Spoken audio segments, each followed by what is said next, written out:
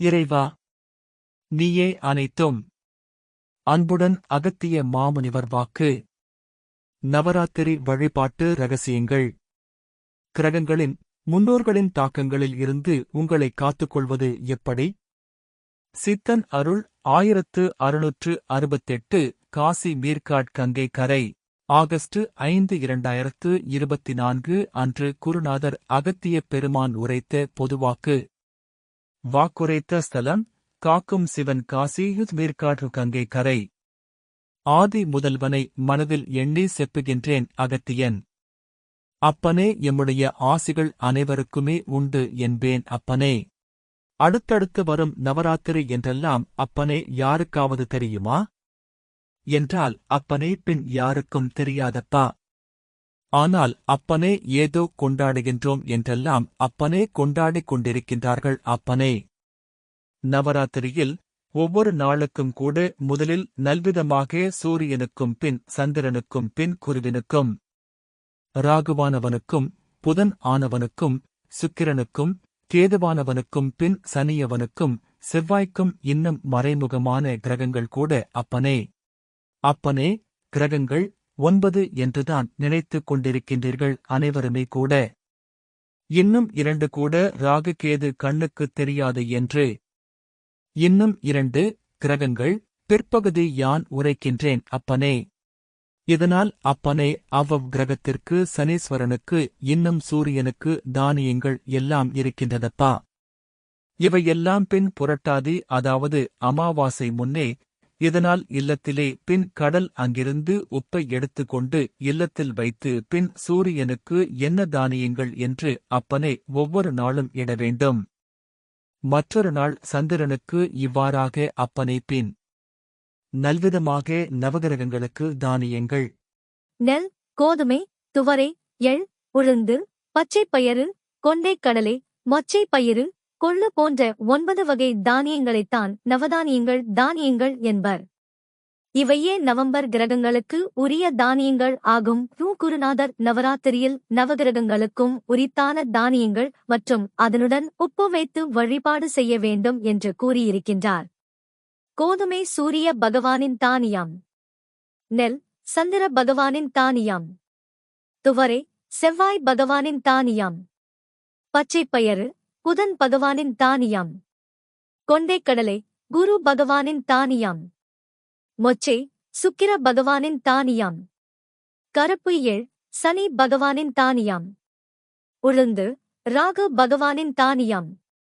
கொள்ளு கேது பகவானின் தானியம். அன்புடன் அகத்திய மாமுனிவர் வாக்கு. அப்பனே, இவ்வாறாக இட்டுக்கொண்டே முன்னோர்களையும் சூரியனையும் நமஸ்கரித்தும் சந்திரனை நமஸ்கரித்தும். ஏன் எதற்கு சூரியனை? பின் சூரியனில் உள்ள பலமும் கூட பின் வந்து கொண்டே இருக்கும் இவ்திங்களில் புரட்டாசி மாதத்தில் பின் சந்திரனின் பலமும் கூட.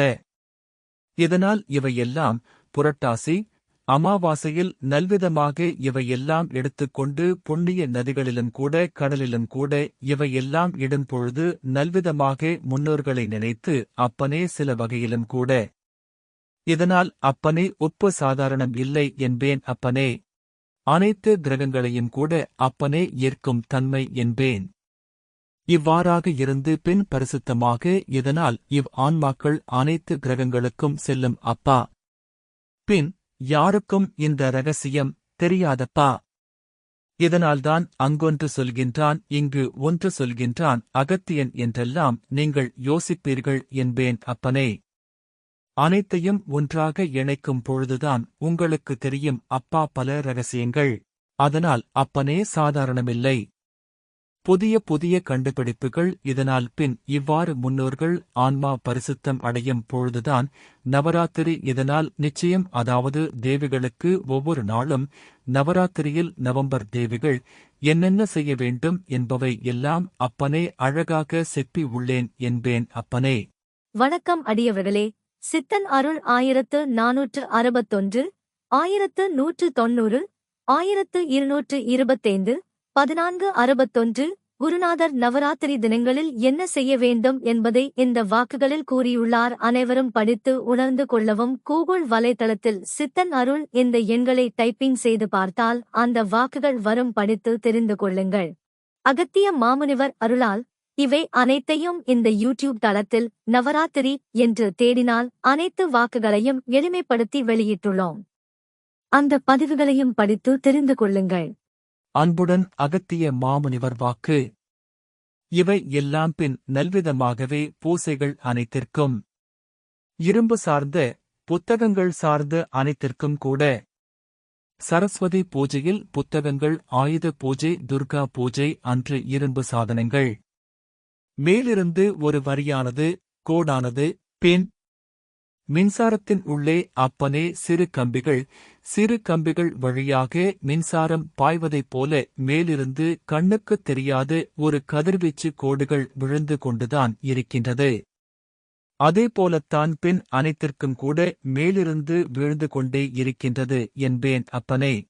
மேலிருந்து வரும் கோடு பற்றி திருவண்ணாமலையில் சித்தன் அருள் 1188 இல் வாக்குகளில் உரைத்துள்ளார் நம் குருநாதர். இவை சரியாக வீழ்ந்தால்தான் மனிதனால் ஒழுங்காக வாழ முடியும் அப்பா. அப்பனே, இதனால்தான் கிரகங்களின் தாக்கங்கள் கூட, முன்னோர்களின் தாக்கங்கள் கூட பின் தாக்கக்கூடாது. அதை விட்டு விலகி இருக்க வேண்டும். எப்படி விலகி இருக்க வேண்டும்? எப்படி விலகி இருக்க முடியும்? அப்பனே, யான் சொல்லியதை கடைப்பிடித்தாலே போதுமானதப்பா. அப்பனே, விலகி இருக்கலாம் அப்பனே. விலகி இருந்தால்தான் அப்பனே உங்களுக்கு அனைத்தும் கிட்டும் என்பேன் அப்பனே. அப்பனே, அப்படி இல்லை என்றால் ஒன்றும் கிட்டாதப்பா. இதனால்தான் நன்முறைகளாகவே பின்பு நல்ல விதமாக அம்பாளை ஒவ்வொரு நாளும் நவராத்திரியில் ஒவ்வொரு கிரகத்தின் அதிபதியான வணங்கி வருதல் வேண்டும். அடியவர்களே, கிரகங்களின் அதி தேவதைகள் இங்கு உங்கள் பார்வைக்கு.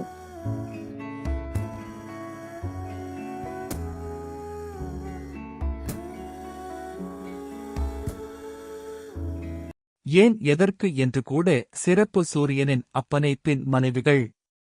சூரியனின் மனைவிகள் சாயாதேவி, சந்தியா, சரண்யா, உஷா. ஏன் எதற்கு என்றெல்லாம் அப்பனை இதற்கும் காரணங்கள் உண்டு. இதனால் ஒவ்வொரு நாளும் சூரியனையும் சந்திரனையும் நினைத்து ஒவ்வொரு நாளும் கூட நவகிரகங்களை முறையாகவே ஒவ்வொரு நாளும் கூட பின் சூரியனுக்கு என்ன படைக்க வேண்டும், சந்திரனுக்கு என்ன படைக்க வேண்டும் என்றெல்லாம் அம்பாளிடம் படைத்து அவற்றிற்கெல்லாம் படைத்தால் தேவை என்று கூட மகிழ்வார்கள் முன்னோர்கள். இதனால் அவர்களும் கூட, அதாவது அம்முன்னோர்களின் ஆத்மாக்கள் கூட சந்தோஷம் அடைந்துவிடும் என்பேன் அப்பனே. சந்தோஷத்தை ஆத்மாக்கள் அடைந்துவிட்டு பின் இங்கேயே இருந்து விடலாம் என்று எண்ணுவார்கள் என்பேன் அப்பனே. அப்பனே, இதனால் என்ன லாபம்? இவர்களே, அதாவது ஆத்மாக்களே, நமது வீட்டில் இருக்கும், நமது உடலில் ஒட்டிக்கொண்டிருக்கும் ஆத்மாக்களின் செல்களை மீண்டும் அனுப்புவதற்கு 1. ஐப்பசி திங்களில் பச்சை கற்பூரம் இட்டு நதிகளில் நீராட வேண்டும். துலா ஸ்நானம். முன்னோர்களின் ஆத்மாக்கள் மீண்டும் மேலே செல்லும். 2. கார்த்திகை மாதத்தில் முருகன் செவ்வாய் கிரகத்திலிருந்து இறைவன் எனும் காந்தகத்தில் ஆத்மாக்களை முக்தி மோக்ஷம் அடைவதற்கு காந்தகத்தில் ஒட்ட வைப்பதற்கு முருகன் செயல்படுவார். 3. மார்கழி மாதத்தில் ஆத்மாக்களுக்கு இறுதி தீர்ப்பு ஏற்படும். மேலே ஒட்ட முடியாமல் கீழே விழும் ஆத்மாக்களுக்கு மீண்டும். 4.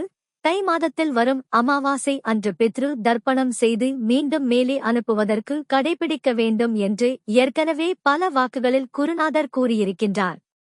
இங்கு அதை நினைவுபடுத்துகின்றோம்.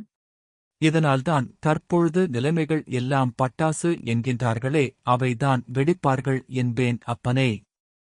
ஐப்பசி மாதத்தில் வரும் தீபாவளி பட்டாசு வெடிக்கும் ரகசியம். அதை வெடிப்பதற்கும் கூட இதற்கும் கூட தங்கியிருக்கும் ஆத்மாக்கள் மீண்டும் திருப்பி செல்லும் அப்பா.